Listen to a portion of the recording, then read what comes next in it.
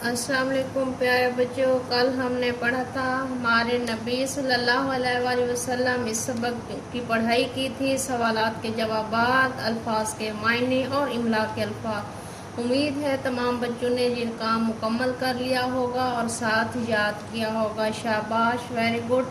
आज हम नया काम शुरू करते हैं, वो है दुरुस्त लफ्ज़ के गिर्द दायरा लगाएं।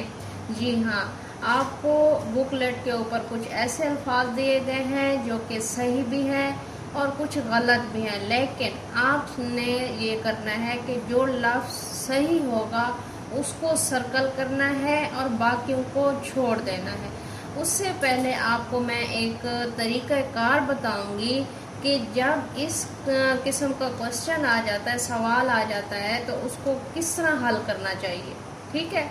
अब होता ये है कि जो हरूफ तहज्जी के अल्फाज हैं, कुछ ऐसे अल्फाज हैं जिनकी आवाज़ एक जैसी है लेकिन उनकी अशकाल मुख्तलिफ हैं। मसलन अब देखें, ये है हरूफ तहज्जी का, ये भी, इसको भी हम हे पढ़ते हैं और इसको दो चश्मी हे पढ़ते हैं। कहने को तो जब बोलते हैं तो इनकी आवाज़ सेम होती है, हे, लेकिन जब हम लिखते हैं बाज़ अल्फाज में इस तरह का हे इस्तेमाल होता है और बाज़ अल्फाज में ये वाला हे का इस्तेमाल करते हैं। फिर इस तरह से काफ, काफ, स्वाद, से, सीन, से। अब इन तमाम की आप गौर करते जाए, तमाम ऐसे हरूफ हैं जिनकी आवाज़ एक जैसी है। जैसे अलिफ से ऐन, जब हम इनको अल्फाज इनका बनाएंगे, लफ्ज़ बनाएंगे अलिफ और ऐन का, पढ़ने में तो वो एक आवाज़ जैसे होंगे, जब हम लिखेंगे तो फिर इनमें और इसमें फ़र्क होगा। अब जैसे ते और तोए की आवाज़ एक जैसी है, ज़्वाद और ज़ोए की आवाज़ एक जैसी है। ये इनकी आवाज़ एक जैसी किस तरह है और अशकाल में ये किस तरह एक दूसरे से मुख्तलिफ है, आइए हम इस मिसाल को देखते हैं। जैसे यहाँ लिखा हुआ है हक, हे काफ हक। अब देखा जाए तो हक लफ्ज़ ये गलत है, यहाँ ये वाला है इस्तेमाल हो रहा है और काफ कौन सा इस्तेमाल हो रहा है, ये वाला। लेकिन लफ्ज़ हक कौन सा दुरुस्त है, ये हक दुरुस्त है। हक पढ़ने में तो ये देखिए, इसको भी मैं हक ही बोल रही हूँ और ये भी हक है, लेकिन लिखते टाइम हमने सही लफ्ज़ का इंतखाब करना है, वो है ये वाला। हक किस तरह लिखेंगे, हे का हक। आपने अपनी बुकलेट को सामने रखकर ये वाले हक को सर्कल कर देना है, बाकी सबको लेफ्ट कर देना है, ठीक है, छोड़ देना है।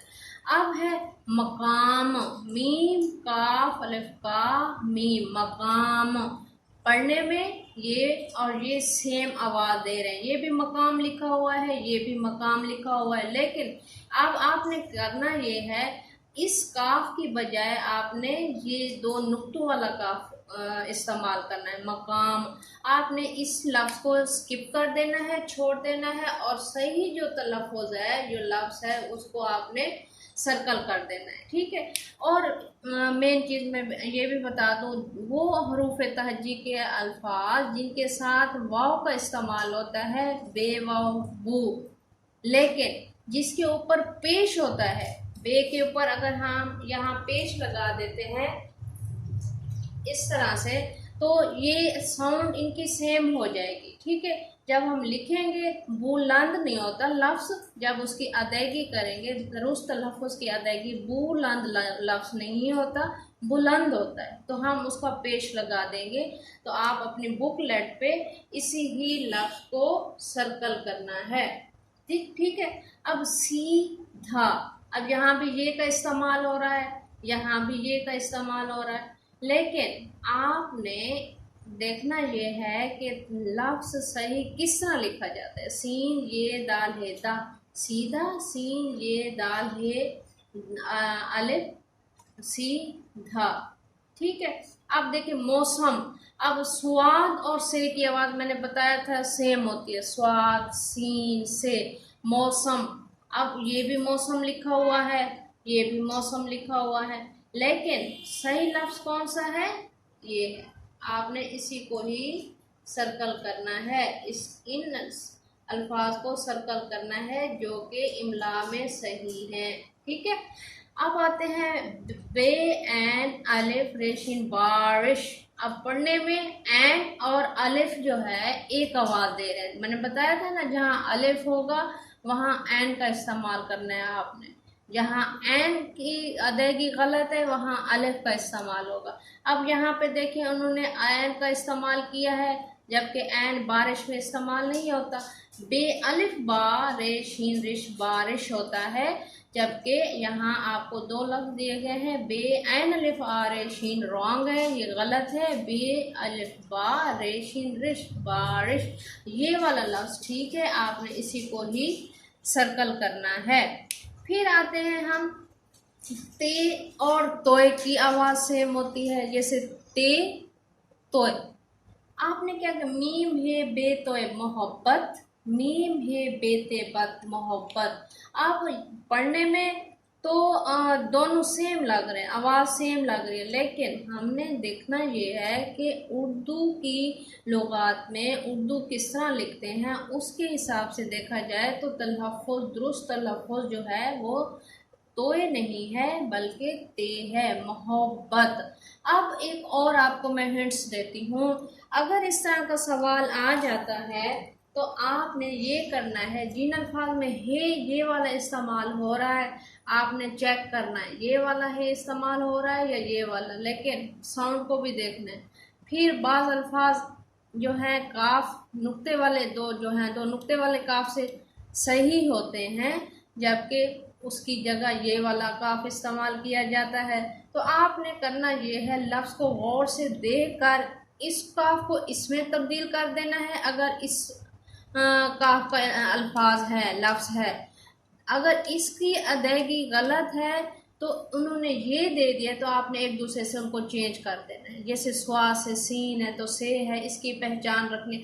اب آپ نے سیم ساؤنڈ الفاظ سیم جن کی آواز ہے ان کو آپ نے یاد رکھنا ہے، کن کی آواز سیم ہے آپ نے ان کو اسی طرح سے یہاں پہ درست الفاظ کو دائرہ لگا دینا ہے، باقی سارے جتنے الفاظ ہوں گے ان کو چھوڑ دینا ہے، ٹھیک ہے۔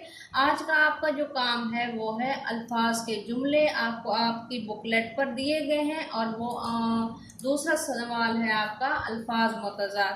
اب یہاں پہ دیکھتے ہیں ہم لوگ، دیکھیں سب سے پہلا جو ہے یہاں پہ حق حق حق، یہ میں نے آپ کو ساری ترتیب سمجھا دی ہے، ٹھیک ہے۔ پھر آتے ہیں الفاظ جملے، سب سے پہلا جو لفظ ہے وہ ہے سوال۔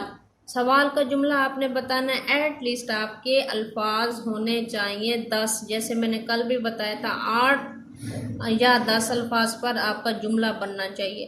مسجد، مسجد اللہ تعالیٰ کا خوبصورت گھر ہے۔ میں ہمیشہ اپنی استانی کو تمام سوالات کے جوابات دیتی ہوں، یا میں ہر سوال کا جواب بہت اچھے طریقے سے دیتی ہوں۔